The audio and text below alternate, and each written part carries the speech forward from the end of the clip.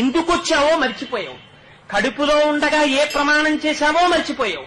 ఎన్ని కోట్ల జన్మల నుంచి ఇలా తిరుగుతున్నావో మర్చిపోయావు.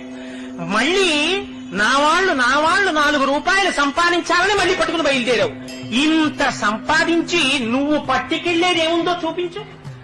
ఇంతకాలం నా కొడుకు నా కూతురన్న కాయము లోపల జీవుడు ఒక్కసారి ఉత్క్రమణం అయిపోయాడా? ఆ కొడుకొచ్చి నిలబడ్డా, కోడలొచ్చి నిలబడ్డా, కూతురొచ్చి నిలబడ్డా ఏమర్రా రెప్ప వెయ్యదు, మాట వినదు. మరి దేని గురించి రానికి తాపత్రయం? ఇవన్నీ కాకుండా ఇంకొకటి ఉన్నది అన్న నమ్మకం నీకుందా? నీ ఊపిరి తీయిస్తున్నవాడెవరు? నువ్వు తిన్న అన్నాన్ని జీర్ణం చేస్తున్నవాడెవరు? నీ కంటికి చూపుగా నిలబడి చూపిస్తున్నవాడెవడు? నీలో తృప్తిగా భాషిస్తున్నవాడెవరు? వాడెవరో ఎప్పుడైనా ఆలోచించావా? వాడికి ఒక నమస్కారం చేద్దామని ప్రయత్నం చేశావా?